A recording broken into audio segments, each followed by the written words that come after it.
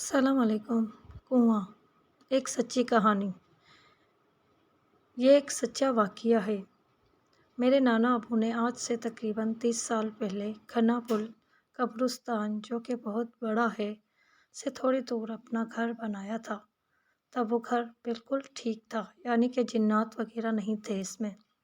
گھر کافی بڑا تھا، 5 بڑے کمرے، 2 اسٹور، 1 کچن، 3 واش روم، 1 پکا صحن، جبکہ اس کے ساتھ ایک کچا صحن بنایا جبکہ چھت پر صرف 2 کمرے اور 1 واش روم تھا۔ گھر کافی بڑا تھا۔ جب گھر کو بنے 4 سال ہو گئے تو نانا ابو نے کچے صحن میں ایک کنواں کھودایا، لیکن کچھ عرصہ بعد پانی سوکھ گیا تھا۔ تب نانا ابو نے کنواں بند کروا دیا تھا، لیکن کنواں بنوانے کے بعد سے ہی گھر میں جنات کی موجودگی کا احساس ہونے لگا۔ میرے 3 ماموں اور 1 خالہ ہیں۔ ان سب نے اور نانا نانی نے گھر میں بہت دفعہ جنات کی موجودگی کو محسوس کیا، لیکن تب تک کسی کو جنات نے ڈرایا یا نقصان نہیں پہنچایا تھا۔ میرے بڑے ماموں کی شادی ہوئی تو مامی نے بھی کچھ غیر معمولی چیزیں محسوس کیں۔ نانا ابو نے کنواں بند کروا دیا۔ ایک دن میری نانی امی نے ایک کمرے میں آٹے کی بوری رکھی۔ جیسے ہی وہ کمرے سے باہر نکلنے لگیں، وہ آٹے کی بوری خود بخود کمرے کے دروازے کے پاس آ گری۔ وہ بوری اپنی جگہ سے تقریباً 10 فٹ دور جا گری۔ میری نانو ڈری نہیں، بلکہ واپس اسی جگہ بوری رکھ آئیں۔ میری نانی امی اور نانا ابو دونوں گاؤں کے رہنے والے تھے۔ انہوں نے گاؤں میں بہت بار اس طرح کی چیزیں ہوتی دیکھی ہیں، اس لیے وہ ڈرتے نہیں ہیں۔ اس کے بعد گھر کے ہر فرد کے ساتھ کوئی نہ کوئی واقعہ ہوتا رہا۔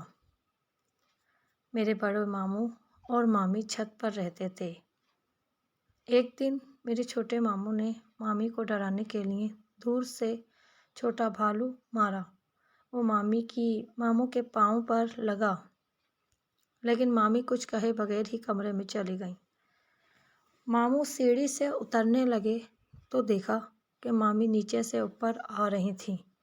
ماموں ڈر گئے اور مامی کو بتایا کہ ابھی وہاں انہوں نے کسی کو بھالو مارا تھا۔ مامی ماموں کے ساتھ کمرے میں جا کر دیکھا تو وہاں کوئی نہ تھا، لیکن وہ بھالو وہیں پر پڑا تھا۔ ماموں بتاتے ہیں کہ اس رات وہ سو نہیں سکے، کیونکہ کوئی چیز بار بار ان کے پاؤں پر لگتی۔ وہ اٹھ کر دیکھتے تو کوئی نہ ہوتا۔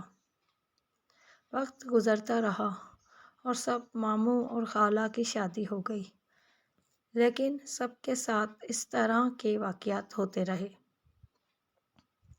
کزن لوگوں نے بھی بہت بار اسٹور کے ساتھ والے ایک کمرے میں کسی عورت کو دیکھا ہے، جس نے ایک چھوٹے بچے کو اٹھا رکھا ہوتا تھا۔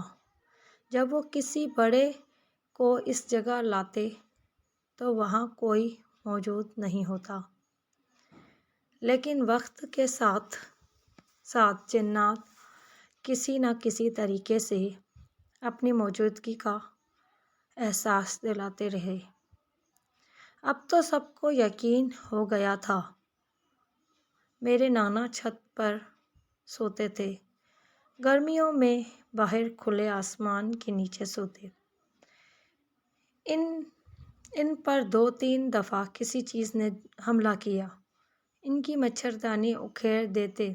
نانا چارپائی کی ایک طرف کلہاڑی رکھتے تھے، وہ فوراً آیت الکرسی پڑھتے اور کلہاڑی اٹھاتے، لیکن ہر دفعہ وہ یہ دیکھتے کہ وہ چیز سائے کی صورت میں ہوتی تھی، اور وہ چیز فوراً گھر کے پیچھے باغ میں چھلانگ مار دیتی۔ نانی کسی عورت کے کہنے پر ایک خاتون کے پاس گئیں۔ انہوں نے کہا کہ وہ جنات اس بند کنویں میں رہتے ہیں اور آپ کو وہ اس لیے تنگ کرتے ہیں کہ آپ وہ گھر چھوڑ کر چلے جائیں۔ نانا ابو اور نانی امی نے فیصلہ کیا کہ وہ یہ گھر بیچ دیں گے۔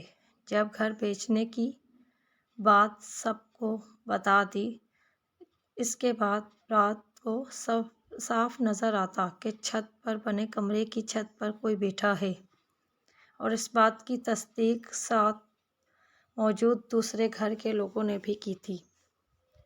ان کا کہنا تھا کہ آپ کی چھت پر جو کمرے بنے ہیں وہاں کوئی عورت بیٹھی ہوتی ہے، اور تہجد کے وقت ہم سب نے دیکھا ہے اس کو۔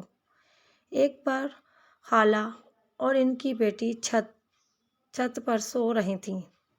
ساتھ والے کمرے میں نانا ابو اور نانی امی بھی تھیں۔ خالہ واش روم جانے کے لیے اٹھیں تو جیسے ہی وہ کمرے سے باہر نکلی، کمرے کی چھت پر سے کسی کے پاؤں نظر آئے لٹکے ہوئے۔ وہ آیت الکرسی پڑھنے لگی اور نانی امی کو جگایا۔ خیر کچھ عرصے بعد گھر بک گیا اور اس گھر سے جان چھٹی۔ میں نانی امی کے اس گھر ہر ہفتے جاتا تھا، لیکن میں نے کسی جنات کو نہ کبھی دیکھا نہ کبھی محسوس کیا۔ جب میری عمر 17 سال تھی تب وہ گھر بیچا تھا۔ ان 17 سالوں میں ایک دفعہ بھی کسی کو نہیں دیکھا۔ گرمی کی آدھی چھٹیاں میں نانی امی کے گھر پر گزارتا تھا۔ میری امی نے بھی کسی چیز کو نہیں دیکھا وہاں، جبکہ نانی امی نہ ابو اور گھر کے ہر فرد یہاں تک کہ بچوں کے ساتھ بھی واقعات ہوتے رہتے تھے۔ میرے چینل کو سبسکرائب کیجیے۔